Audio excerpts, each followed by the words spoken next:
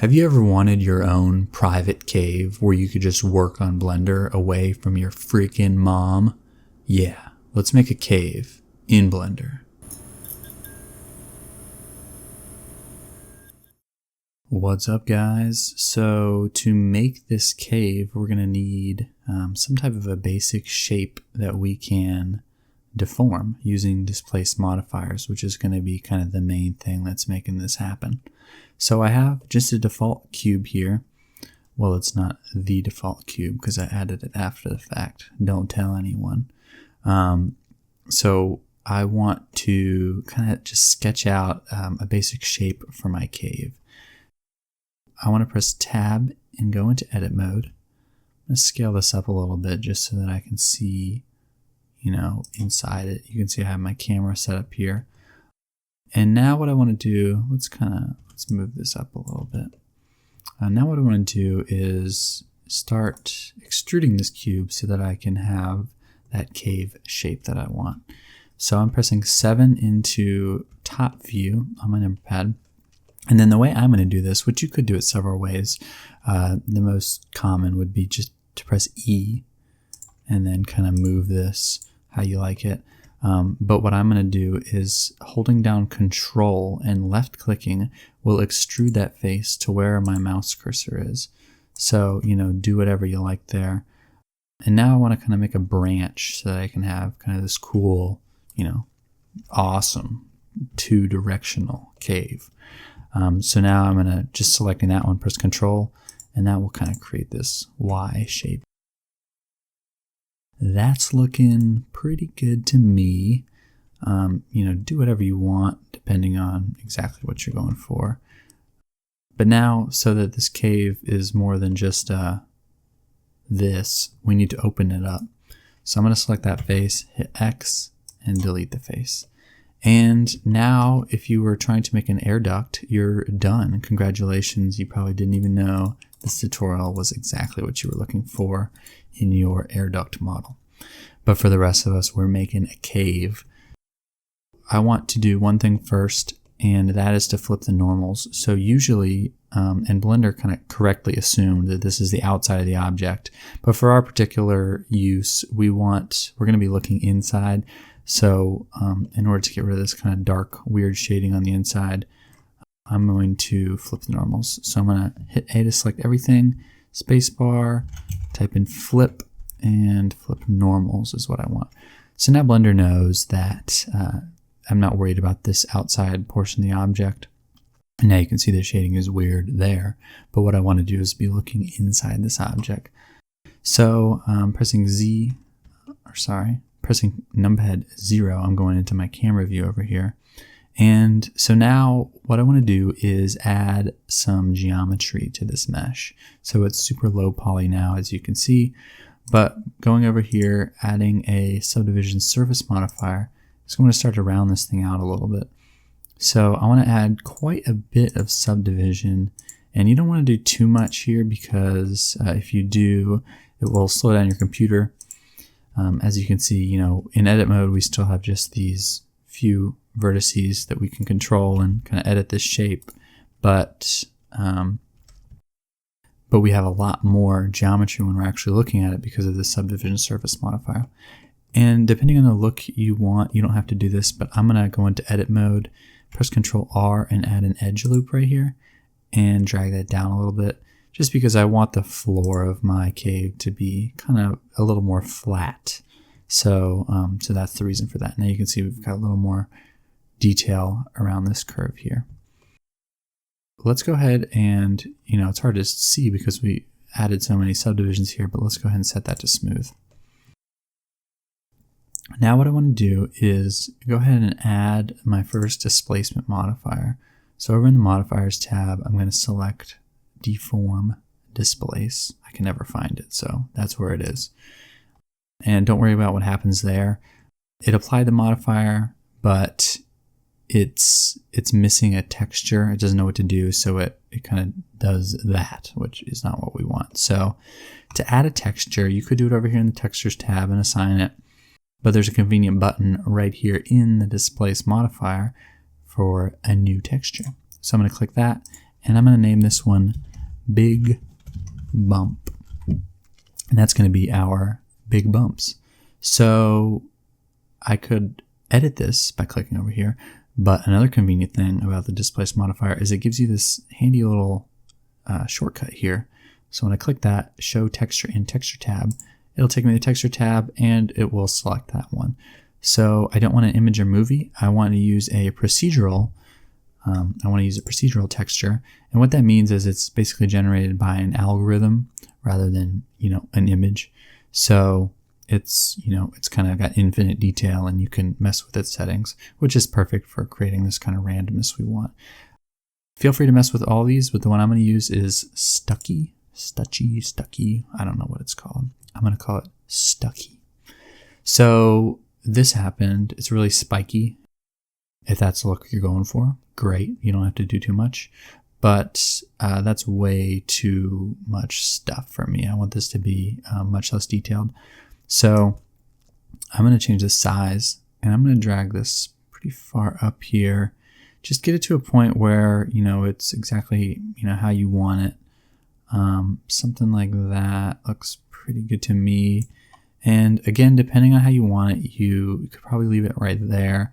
But what I'm going to do is back in the displacement modifier, I'm going to change this from normal direction to X. So normal has it going, it's applying the texture pretty much in all directions on the normals of those faces. So if I change this to X, you can see it's now only applying it kind of left and right here on the X axis. So I'll show you that by turning this strength up. So you can see that's the only direction it's being affected now, which, like I said, you don't have to do that. But since I want my floor to still stay pretty flat and the ceiling too, I'm going to leave it at only affecting the X direction. And then I'm going to drag this up a little bit. One thing you'll see that starts to happen here is you kind of get these creases. It's really bad over there. Those may end up creating some artifacts for you. I'm not too worried about them because I kind of like we can go the other direction with this too. I kind of like that little effect that you get there. That's really messing us up over there, isn't it? Let's just change these coordinates. If you ever run into an issue where you just don't like the shape that's going on here, one thing you can do is assign these coordinates to something else, just changing it to global. Global. Yeah, that's working. And you can also see, you can change it to an object. And that's actually one really cool way to just give yourself different results. So I'm going to add an empty real quick here. Make that a cube, put it there. And then I'm going to make that object what's affecting my, where it's being affected. So now you can see I can just drag this wherever the heck I want. And it's going to give me different results. So maybe like... That's pretty cool. Let's leave right there. And this is just an empty, so this isn't going to you're not going to see that or anything. And maybe we should turn that strength. I don't know. I kind of like it like that. Okay. That looks pretty good. Again, mess with it as much or as little as you like. And the choice is all yours.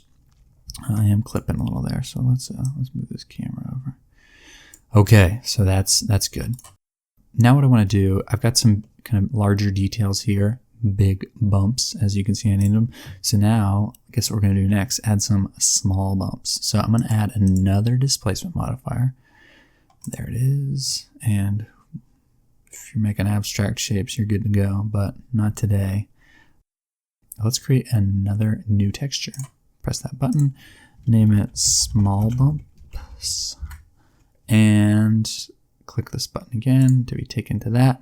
And let's use a different one here. You could use the same. You could use whatever you want. I'm going to use clouds. So that's okay. Let's increase the scale a little bit. Or sorry, let's go down so the bumps are smaller. Okay, so I want my bumps about that small, but they're really strong. It's kind of screwing up all the smoothness we had earlier, which we want to retain a little bit of that. So let's leave the settings where they are, but let's go back into the modifier tab and turn this strength down. So now you can see that's, with a 0, we've got basically just our first modifier. And then I'm just going to turn that up a little bit. and that'll give us a little bit of bumpiness. And I'm going to leave this on normal. You could change it to a different one, but I think it looks fine. That's what it'll look like with X, which again gives you the same feature. Actually, I don't know. I kind of like that. I want to leave it there.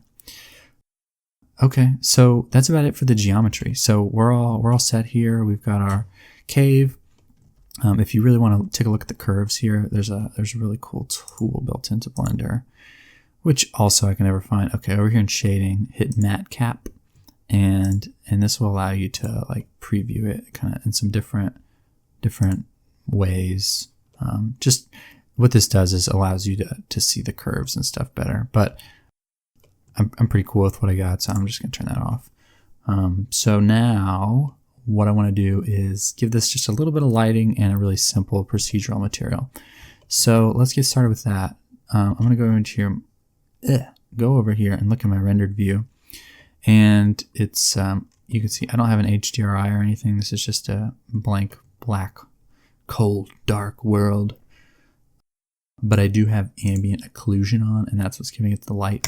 So let's turn that off, and I want to add a lamp, like there's some type of a person in there or something like that. And in order to add that right there in that intersection, I'm going back into my edit mode, and I'm just going to select these two faces, hit Shift S, and snap my cursor to those faces which are selected.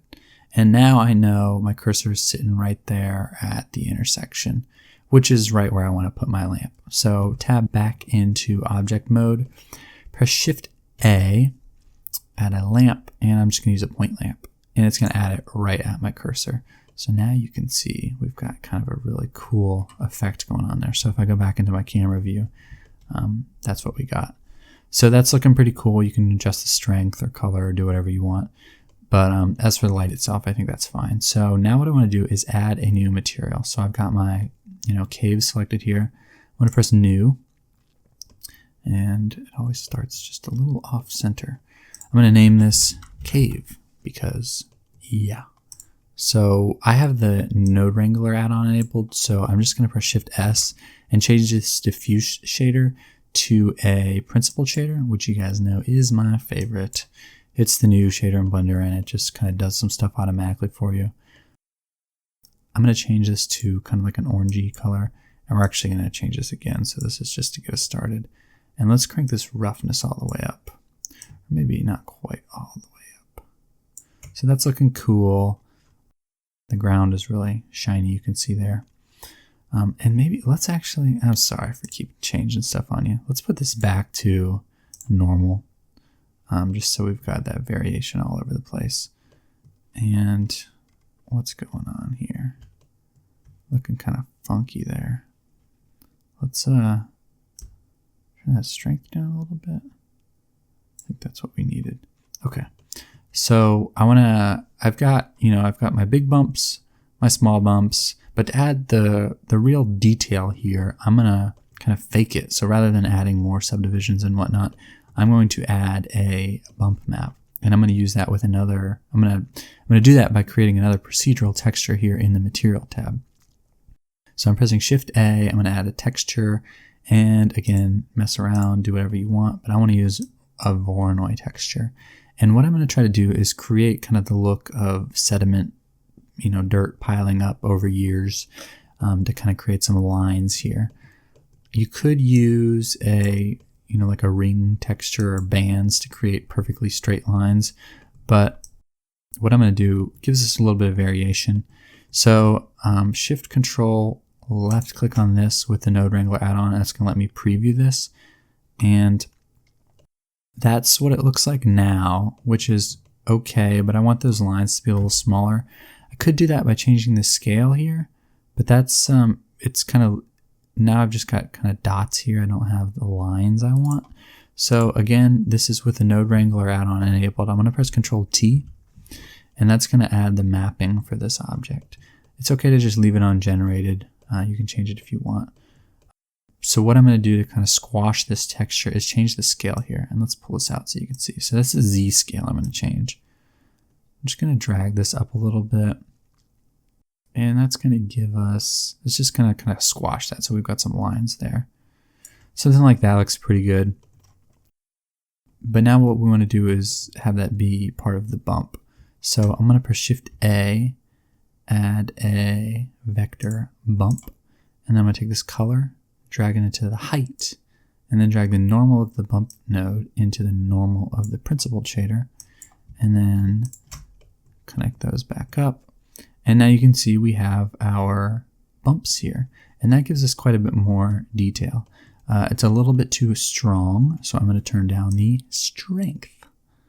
Something like that looks pretty good. Let's maybe make this even a little smaller. I'm just going to change this scale. So like double it. Let's go up to 10. It's looking pretty darn cool to me. You can leave the color just how it is, or if you want to, just give it a little more detail without too much extra effort. Let's use this same Voronoi texture and use it to kind of affect the color of this cave material. So I'm going to add, if I just connect this in here now, you can see it's black and white, which kind of looks cool if that's what you're going for. But I want to go for that, kind of clay, dirt, cave look thing. So I want to, let's go ahead and connect this back. Actually, what I want to do first, I like this color I got. So I'm going to hold over it and press Control C. That's going to copy the color. And I'm going to add let's go ahead and connect this. And let's add a color ramp. So add a converter and a color ramp. Drop that in there. It's going to stay the same because the color ramp starts off as black and white, but I'm going to change that to my original color. So I'm going to press Control V. I copied the color earlier, and then select this one, change it to the same thing. And so now, since the same colors on both ends, we have exactly what we had before, but I'm going to take this other color on the left side here and mess with it a little bit. So let's make it a little more saturated and maybe a little bit darker, not too much. And again, if you have the Node Wrangler add-on enabled, you can Shift Control, click the color ramp, and that'll show you exactly what's going on there. Likewise, you could do the same thing with the bump map. And now, since we're using the same texture here, everything's going to be lined up. So where there's bumps, there's also going to be that color variation. I want to get a little more color variation here. Let's turn this saturation down, maybe the value up, and that gives us a little more variation. So plugging that all together, that's what we got. Render it out, do an animation, change the lighting, do whatever you like, and you have yourself a cave. One thing I'm going to note now is if you are running into serious issues with the amount of geometry in this, one thing you can do at render time is look into adaptive subdivision or micro displacement. That's something that will help you at render time get more detail, but it's a little too much to cover in this topic. So what we've done here, pretty small, not too much geometry going on, so it's easy to manage for most computers. Obviously it depends. So that's it, guys. I hope you really enjoyed the tutorial. If you did, please give me a thumbs up, and that'll help more people see the video. And if you want to see the next thing I do, then subscribe to my channel, and you'll see that. Thank you so much for watching, and I'll see you next time.